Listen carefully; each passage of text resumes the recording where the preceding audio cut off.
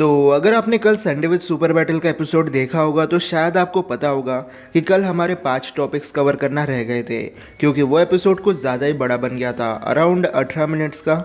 और क्योंकि मेरे पास अभी वाईफाई नहीं है, इसलिए इतनी बड़ी वीडियो एक ही बार में अपलोड करना मेरे लिए लगभग इम्पॉसिबल था।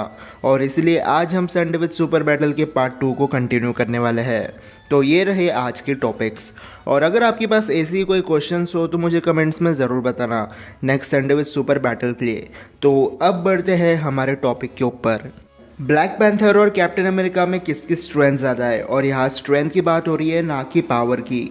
तो अगर हम स्ट्रेंथ की बात करें तो स्टीव रॉजर्स पर सुपर सोल्जर सेरम का एक्सपेरिमेंट हुआ था, जिसकी वजह से उसे पीक ह्यूमन स्ट्रेंथ मिली।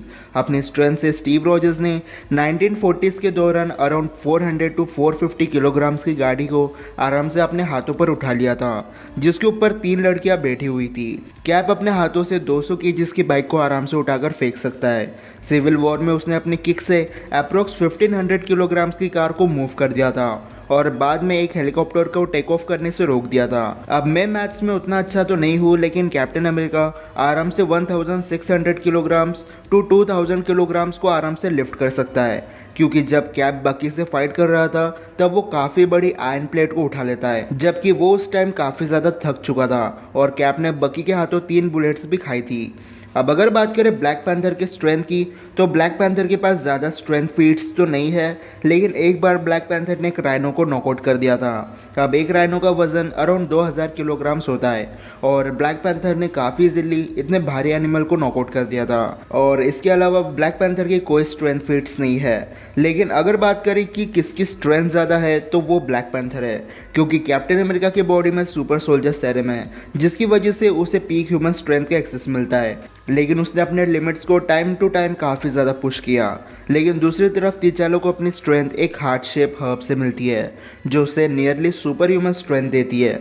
इन दोनों की स्ट्रेंथ में ज़्यादा डिफरेंस तो नहीं है। और हमारे पास ब्लैक पैंथर की स्ट्रेंथ फीट्स भी नहीं है, क्योंकि उसने कभी ऑन स्क्रीन अपनी फुल स्ट्रेंथ को यूज़ नहीं किया है। लेकिन फिर भी मेरे ओपिनियन से ब्लैक पैंथर के पास ज़्यादा स्ट्रेंथ है as compared to Captain America, सिर्फ उस हार्ट शेप हर्ब की वजह से।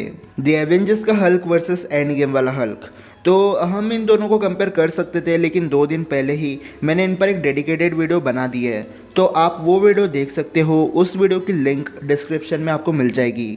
Nano gauntlet versus infinity gauntlet, तो ये दोनों गॉन्टलेट एमसीयू के सबसे पावरफुल वेपन में से एक है, क्योंकि ये इन्फिनिटी स्टोन्स को यूज़ करने के लिए बनाए गए थे। एक तरफ इन्फिनिटी गॉन्टलेट है जिसे एटरी ने बनाया था ओरू मेटल से।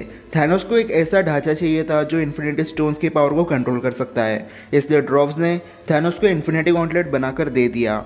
थैनोस ने एक एक करके इन्फिनिटी स्टोन्स को कलेक्ट किया और स्नैप करके यूनिवर्स के आधे पॉपुलेशन को ख़त्म कर दिया। थैनोस के डेथ के बाद एवेंजर्स ने फिर से इन्फिनिटी स्टोन्स कलेक्ट किए हैं, लेकिन इस बार उन्होंने ओरू मेटल नहीं बल्कि गोल्ड टाइटेनियम अलॉय से गॉन्टलेट को बनाया था। ये सेम वही मेटल है जिसे टोनी स्टार्क यूज़ करता है अपने आयरन मैन सूट बनाने के लिए। दोनों गॉन्टलेट ने अपना काम सही से किया, लेकिन दोनों की ड्यूरेबिलिटी में ज़मीन आसमान का फ़र्क था। जब थैनोस ने सारे स्टोन्स को इन्फिनिटी गॉन्टलेट में असेंबल किया तब स्टोन्स की पावर ओवरफ्लो नहीं हो रही थी, लेकिन दूसरी तरफ जब हल्क ने गॉन्टलेट को विल्ड किया तब स्टोन की पावर बहुत ज़्यादा ओवरफ्लो हो रही थी, इतनी कि स्नैप करने से पहले ही हल्क का हेड डैमेज होना शुरू हो गया था। इसलिए ड्यूरेबिलिटी तो इन्फिनिटी गॉन्टलेट की ज़्यादा है, लेकिन इन्फिनिटी गॉन्टलेट ओरू मेटल से बना है, एक ऐसा मेटल जो एसगार्ड के गॉड यूज़ करते हैं, जैसे ओडिन, थॉर और हेमडाल। जबकि सेम एसगार्डियन सिर्फ एक हेडबट से गोल्ड टाइटेनियम अलॉय को बेंड कर देते हैं। इसलिए overall infinity gauntlet nano gauntlet से ज़्यादा ड्यूरेबल है और वो स्टोन्स की पावर को अच्छे से कंट्रोल कर सकता है। इसलिए इन्फिनिटी गॉन्टलेट ही नैनो गॉन्टलेट से ज़्यादा बेटर मुश्तिब बंद है। Time stone versus power stone, तो वैसे तो ये स्टोन के यूज़र पर डिपेंड करता है कि वो कौन से सिचुएशन में इन्फिनिटी स्टोन्स को यूज़ करता है।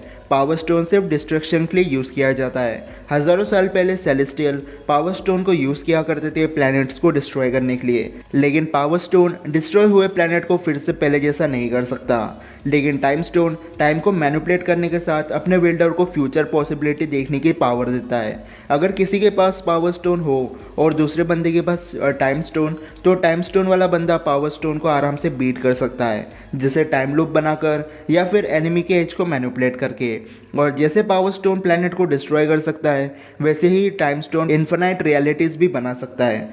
टाइम स्टोन की मदद से हम एक पूरे प्लेनेट का एग्जिस्टेंस मिटा सकते हैं, लेकिन सिर्फ तब अगर हम उस प्लेनेट को उस टाइम में लेकर जाए जब यूनिवर्स बन रहा था। लेकिन ये काफ़ी कंफ्यूजिंग थ्योरी है, इसलिए अगर हम सिंपली बात करें तो टाइम स्टोन ज़्यादा पावरफुल है as compared to power stone. Ancient one versus Dormammu. अब एंशंट वन एक सोर्सरर सुप्रीम थी जिसका काम था मिस्टिकल एनर्जी से प्लेनेट अर्थ को प्रोटेक्ट करना। एंशंट वन डॉक्टर स्ट्रेंज से भी ज़्यादा पावरफुल सोर्सरर थी। वो रियलिटी को मैनिपुलेट कर सकती थी, मिरर डायमेंशन बना सकती थी और डायमेंशन में बिना टिकट के किसी को भी ट्रैवल करवा सकती थी। Ancient one hand to hand battle में एक्सपर्ट थी और उसके पास एक लाइब्रेरी थी जिसमें हज़ारों बुक थी जिसमें दुनिया के सबसे पावरफुल स्पेल्स थे। एंशंट वन के पास एक ऐसा हथियार था जिसका नाम था आई ऑफ अगोमोटो, एक रॉकेट जिसके अंदर टाइम स्टोन था। लेकिन डोरमामू एक इंटर डायमेंशनल एंटिटी है। डोरमामू डार्क डायमेंशन का रूलर है जिसे डिस्ट्रॉयर ऑफ द वर्ल्ड भी कहा जाता है। वोंग ने एक बार कहा था कि डोरमामू एक ऐसा बीइंग है जो यूनिवर्स को डार्कनेस में बदलना चाहता है। अब अगर आपने डॉक्टर स्ट्रेंज मूवी देखी है तो आपको पता होगा कि एंशंट वन डोरमामू को कभी बीट नहीं कर सकती। इनफैक्ट एंशंट वन जिंदा रहने के लिए डार्क डायमेंशन से पावर एब्जॉर्ब करती थी। डोरमामू इतना ज़्यादा पावरफुल है कि एंशंट वन का कोई भी स्पेल उसके सामने काम नहीं करेगा और यही रीज़न था जिसकी वजह से एंशंट वन टाइम स्टोन को अपना सबसे पावरफुल हथियार बोलती थी। डोरमामू एक इमॉर्टल बीइंग है जिसे सोर्सरर्स नहीं मार सकते, लेकिन टाइम स्टोन से अगर टाइम लूप बना दी जाए तो डोरमामू को आने वाले कुछ डेकेड्स के लिए अर्थ से दूर रख सकते हैं। लेकिन अगर हम बात करें कंक्लूजन की, तो अगर एंशंट वन के पास टाइम स्टोन हो तो वो टाइम लूप बनाकर डोरमामू को कुछ समय के लिए अर्थ से दूर रख सकती है, लेकिन हमेशा के लिए मार नहीं सकती। लेकिन अगर एंशंट वन के पास टाइम स्टोन ना हो तो उसका मरना पक्का है। एंड गेम के सारे एवेंजर्स वर्सेस थैनोस उसके आर्मी के साथ, तो ये बैटल एंड गेम में पहले ही हो चुकी थी। एंड गेम में बहुत ज़्यादा कैरेक्टर्स थे इसलिए कुछ सुपर हीरोज़ को कम्प्लीटली इग्नोर कर दिया गया। लेकिन अगर एंड गेम में सिर्फ डॉक्टर स्ट्रेंज, थॉर और वंडा होती तो ये तीनों थैनोस की आर्मी को आराम से बीट कर पाते थे। इन्फिनिटी वॉर में थॉर ने अकेले आउटराइडर्स को भागने पर मजबूर कर दिया था और एंड गेम में तो वंडा ने लगभग थैनोस को मार ही दिया था।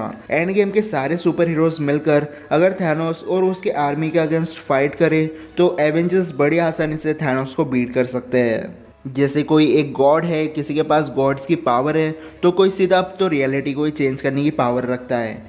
तो ये थी आज की संडे विद सुपर बैटल। अब अगर आपके पास ऐसी ही क्वेश्चंस या फिर कोई क्वेरी हो तो मुझे कमेंट्स में ज़रूर बताना।